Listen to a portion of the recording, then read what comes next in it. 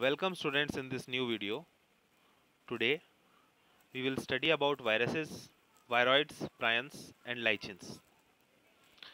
Whittaker ने जो 5 kingdom classification बनाया था उसमें उसने लाइचेंस को कहीं नहीं रखा था, ना उसने कुछ ए सेलुलर ऑर्गेनिजम्स को प्लेस किया था उसमें, जैसे कि वायरसेस, वायरॉइड्स और प्रायंस। इनके बारे में ही हम अभी पढ़ने वाले हैं। हम सबको पता है कि जो कॉमन कोल्ड होता है या जो फ्लू होता है उसका कितना इफेक्ट हमारी बॉडी पर पड़ता है। ये जो प्रॉब्लम्स हैं, जो डिसीजेज हैं, ये वायरस के कारण ही फैलती हैं। इस समय कोरोना वायरस एक महामारी के तौर पर धरती पर फैला हुआ है, तो एक पैंडेमिक बन चुका है, यानी पूरे वर्ल्ड में फैल चुका है। और वायरस कितना डेंजरस हो सकता है वो आज हम देख रहे हैं। वायरस को क्लासिफिकेशन में क्यों नहीं रखा गया, क्यों विटाकर ने इसको अलग कर दिया? बिकॉज इसको वायरस को हम ट्रूली लिविंग नहीं मानते।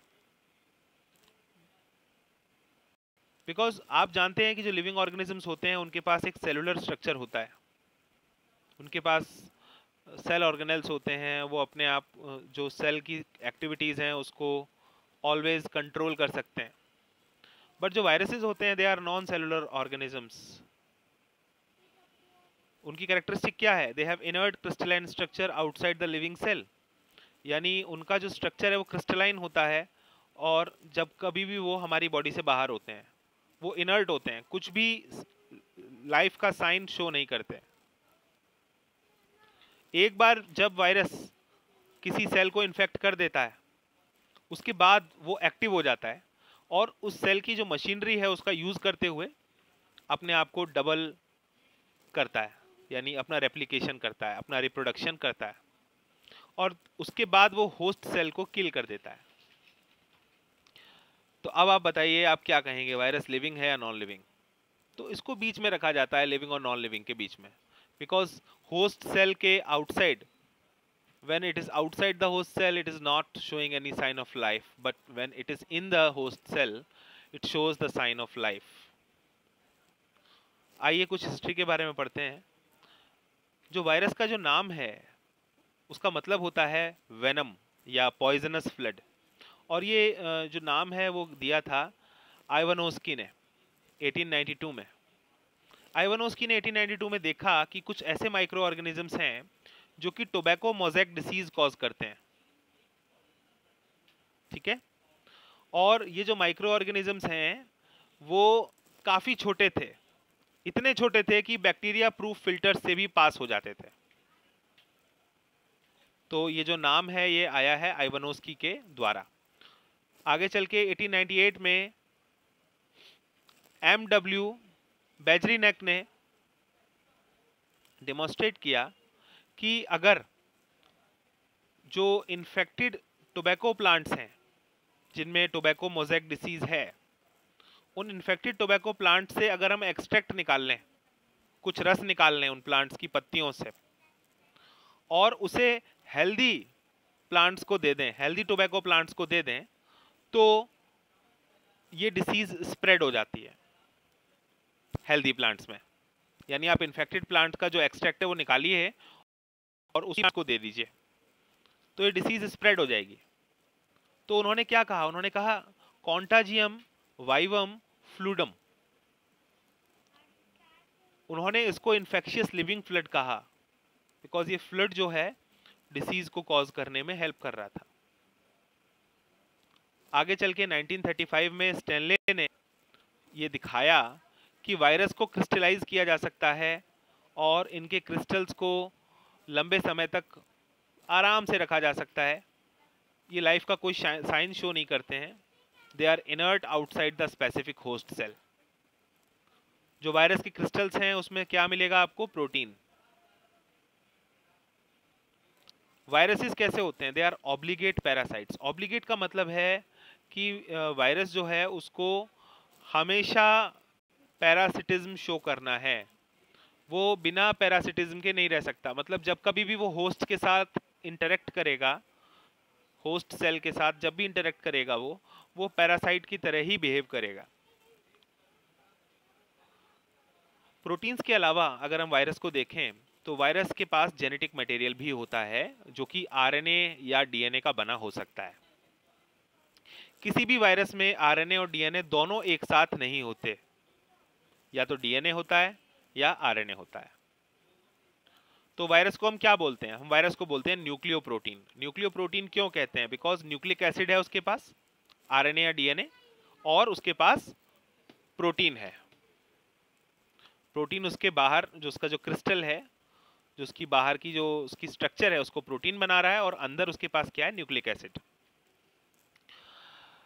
जनरली देखा जाए तो जो वायरस प्लांट्स को इन्फेक्ट करते हैं उनके पास सिंगल स्ट्रैंडेड आरएनए होता है एज अ जेनेटिक मटेरियल, और जो वायरस एनिमल्स को इन्फेक्ट करते हैं उनके पास सिंगल या डबल स्ट्रैंडेड आरएनए होता है, या डबल स्ट्रैंडेड डीएनए होता है as a genetic material.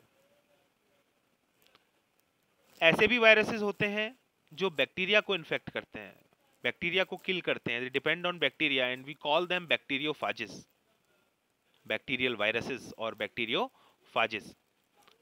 They infect bacteria. उनके पास क्या होता है? उनके पास डबल स्ट्रैंडेड डीएनए होता है as a genetic material. Viruses का जो कवर होता है जिसको प्रोटीन कोट बोलते हैं, आउटर कवर, ठीक है ना, इसका एक नाम है कैप्सिड। कैप्सिड बहुत सारे स्मॉल सब यूनिट्स को मिलाकर के बनता है जिनको हम कैप्सोमर्स कहते हैं, और कैप्सोमर्स की वजह से जो कैप्सिड बनता है वो न्यूक्लिक एसिड को प्रोटेक्ट करने का काम करता है। ये जो कैप्सोमर्स हैं ये हेलिकल वे में या पॉलीहेड्रल वे में आपस में जुड़े हो सकते हैं।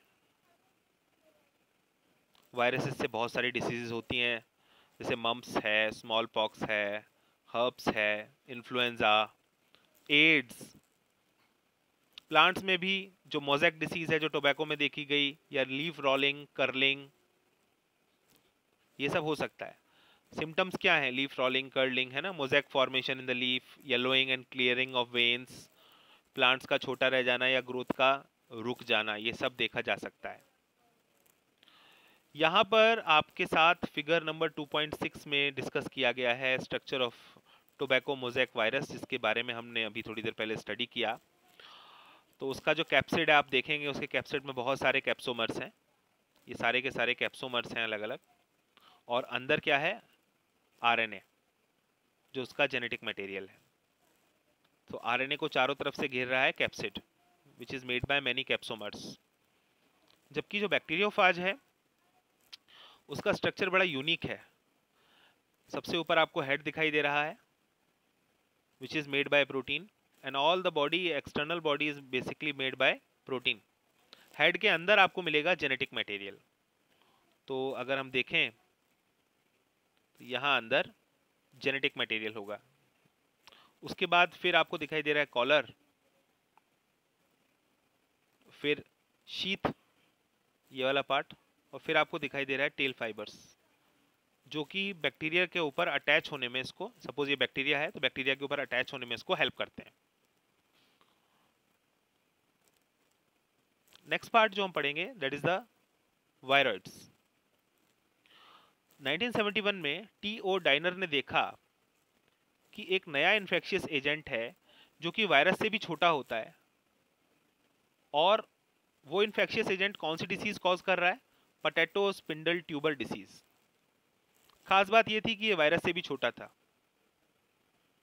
एक और बात थी कि इसके पास प्रोटीन कोट नहीं था। तो साइज में बहुत छोटा होना और प्रोटीन कोट का एब्सेंट होना, ये एक इंपॉर्टेंट प्रॉपर्टी है। इसका जेनेटिक मटेरियल किससे बना हुआ था? फ्री आरएनए से।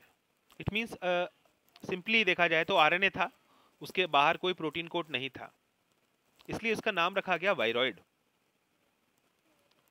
और इसका आप सोचिए, अब इसके पास प्रोटीन कोड भी नहीं है तो इसका जो मॉलिक्यूलर वेट है वो कम होगा वायरस के कंपैरिजन में।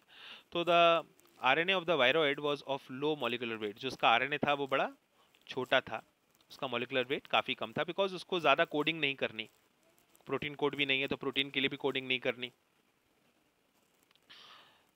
Next category of acellular agents is prions. In modern medicine, certain infectious neurological diseases were found to be transmitted by an agent consisting of abnormally folded protein. तो देखिए prions क्या है actual में, they are abnormally folded proteins which are able to cause some neurological disorders or diseases in human beings. ऐसी कुछ बीमारियां हैं, ऐसी कुछ इन्फेक्शियस डिसीजेज हैं जो केवल कुछ एबनॉर्मली फोल्डेड प्रोटीन्स की वजह से हो सकती हैं और इन्हें हम बोलते हैं प्रायंस। अगर इसका साइज देखें तो वायरस के बराबर होता है और जो सबसे इंपॉर्टेंट डिसीज है इनसे जो हो रही है वो है बोवाइन स्पॉन्जिफॉर्म एन्सेफेलोपैथी, जिसको हम मैड काउ डिसीज भी बोलते हैं, जो कि कैटल्स में पाई जाती है। मतलब उनको न्यूरोलॉजिकल प्रॉब्लम होने लगती हैं एनिमल्स को।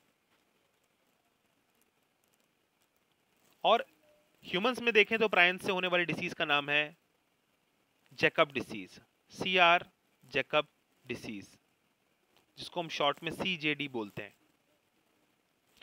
तो बस हमें सिंपल वे में ये ध्यान रखना है कि वायरस, वायरॉइड और प्रायंस एक्चुअल में क्या है। वायरस एक न्यूक्लियोप्रोटीन है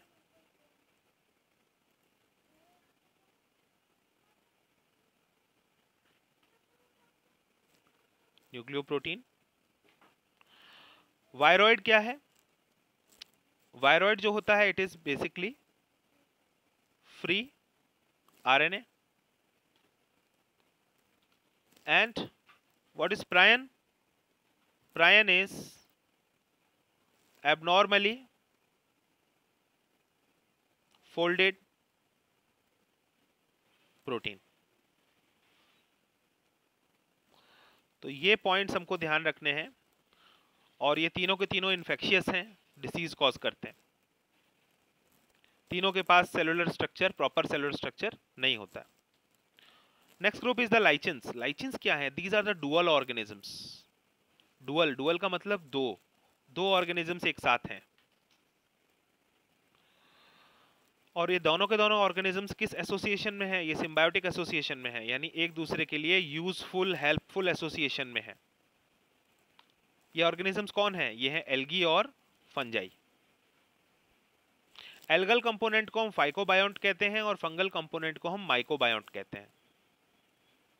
हमें सबको पता है कि जो एल्गी होती है वो ऑटोट्रॉफिक होती है और जो फंगस है वो हेटेरोट्रॉफिक होती है। तो जब ये मिलके रहते हैं तो एक दूसरे की क्या मदद करते हैं? देखिए, एल्गी तो फूड प्रोवाइड करने का काम करती है फंगस को, वहीं फंगस जो है एल्गी को शेल्टर और न्यूट्रिएंट्स प्रोवाइड करने का काम करती है। न्यूट्रिएंट्स के साथ साथ पानी भी एल्गी को मिल जाता है। So close is their association that if one saw a lichen in nature, one would never imagine that they had two different organisms within them. अगर लाइचिन को आप देखें खुले में तो आप सोचेंगे कि ये कोई एक ऑर्गेनिज्म है, बट एक्चुअल में दो ऑर्गेनिज्म हैं। इतने ज़्यादा एक दूसरे के साथ घुले मिले हैं कि हमें ऐसा लगता ही नहीं है कि ये दो ऑर्गेनिज्म हैं। लाइचिन्स एक अच्छे पॉल्यूशन इंडिकेटर के तौर पर भी जाने जाते हैं और ये ऐसे एरियाज में नहीं हो सकते जहां पर पॉल्यूशन काफ़ी होता है। That's it for this video. Thank you for watching.